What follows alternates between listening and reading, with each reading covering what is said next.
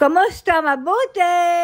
For today's video. For today's video, ito yung araw na for the go na ang person para sa isang araw na day off. Dito sa Israel ng mga caregivers, ang araw ng day off ay tuwing Biyernes ng hapon hanggang kinabukasan, araw ng Sabado. At meron namang iba na nagday off din na araw ng Sabado hanggang Linggo. At hindi lahat kami ay may lingguhan na day off katulad ko na bihira lamang makalabas. Ay nga, tapos ko na ulit suklayan si Nilush at dumating na din ang aming hinihintay na pansamantalang papalit sa akin na mag-aalaga kina Lola. At ayan din ang unang pagkakataon na nagkita kami. Shalom!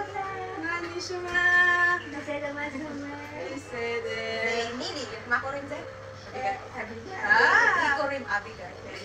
Siya si Abigail at ang tawag nga ni Nilush ay Abigail. Meron siyang working visa at isa din siyang caregiver at meron siyang regular na trabaho. Yun nga lamang ay meron siyang lingguhan na day off tuwing Biyernes hanggang Linggo ng umaga. At para hindi masayang yung araw na walang trabaho ay ganan yung ginagawa nila. Sila yung pumapalit sa amin ng mga gustong mag-day off. At malaking bagay nga din para sa kanila kapag may nare-reliban dahil extra income din yun. Tagi nila ay, Mize. Mize. Abigail. Ay, yung Abigail. Tagi nila, kamusta? Kamusta? Mabuti. Yung Tagi nili, kamusta? Kamusta? Mabuti. Mabuti. At yapa? At yapa? Iyo. Gam Abigail? Mabigaya sa gamto na diya pa. Ah. Niliyal dato ba? At yung sa tirim?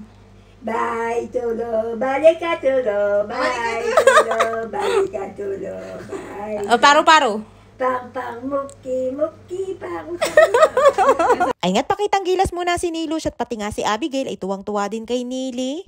Mabait si Nili at pala kaibigan kaya kahit unang beses pa lamang na nakita niya si Abigail ay komportable na din siya at todo kwento na. At pati si Abigail ay mabait din at todo maretesan nga din kami bago ako umalis. Itinuro ko din sa kanya lahat ng mga kailangan gawin kay Lola at pagdating naman sa pagkain ay basta na lamang ipapainit. Diyan nga ay tinuturo ko sa kanya kung paano ibangon at itayo si Lola sa kama. Mahigit 8 taon ko na nga inaalagaan si Lola at diyan siya komportable sa paraan na yan kung paano ko siya itayo. Pinasubukan ko nga kay Abigail na itayo si Lola at maayos naman niyang naitayo. Ang kaso nung lalakad na ay tumanggi si Lola na alalayan siya ni Abigail. At dahil unang beses nga yan ni Abigail ay natakot si Lola na baka hindi kayanin ni Abigail at matumba siya. Kaya dali-dali kong nilapitan si Lola at baka nga matumba, ay kapag yan ay natumba ay paniguradong mapupurnada pa ang aking day off. Pinasusubukan ko nga ulit kay Lola na si Abigail ang aalalay sa kanya papunta sa CR. Ang kaso ay talagang ayaw ni Lola at natatakot daw siya kaya ako na lamang ang sumama hanggang sa may CR.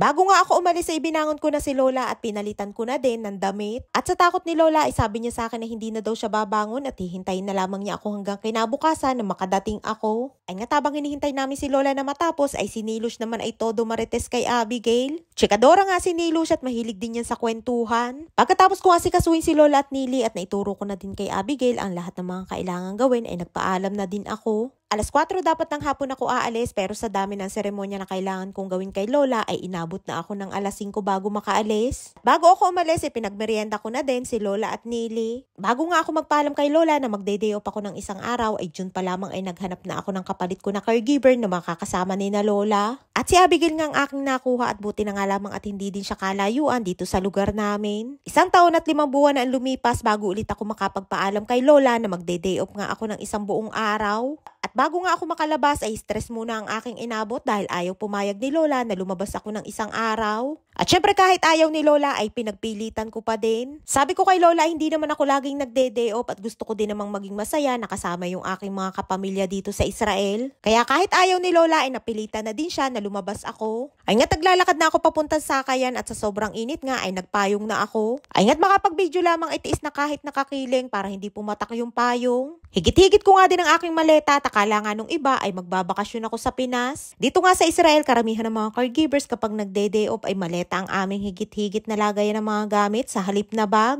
Pagdating ko nga na Sakayan ay puro taxi ang nakapila at walang sherut. At dahil mahal ang pamasahe sa taxi ay nagtiis na lamang ako na maghintay ng matagal na may dumating na sherut. Mahigit 2,000 pesos ang pamasahe sa taxi at sa sherut naman ay mahigit 300 pesos. Ay nga't sa tagal ng aking pinaghintay ay sa wakas ay may dumating din na sherut.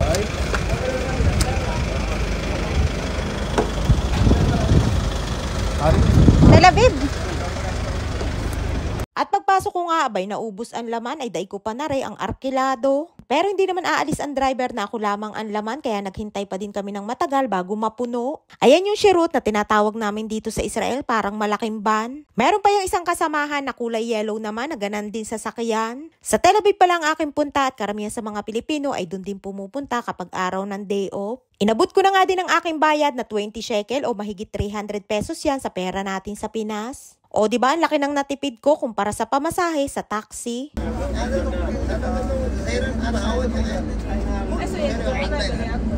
Ingat sa wakas ay nakarating na din kami ng Tel Aviv at hindi naman kalayuan ang biyahe. Nasa 15 to 20 minutes lang naman ang biyahe, pero pagbaba ay kailangan ko pang maglakad papunta sa Plat.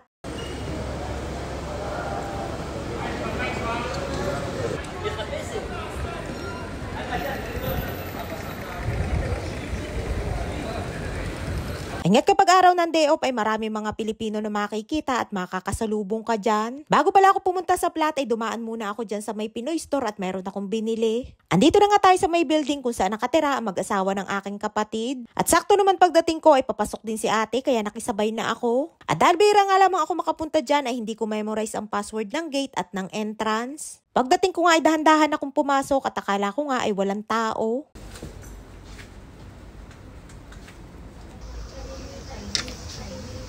Ay nga't may narinig akong ingay at andini pala sila sa likod at todo maretesan habang nag-iihaw. Kami nga lamang tatlo, yung aking pinsan at ang aking ate. At yun namang aming tiyahin ay absent dahil nagkataon na yung kanyang reliever ay masama ang pakiramdam. Ay siya, hanggang dito lamang ating kwento for today's video. Maraming po salamat sa inyong support at laging panonood. Mag-ingat po kayo palagi. And please subscribe to my YouTube channel. Please follow and share. Salamat!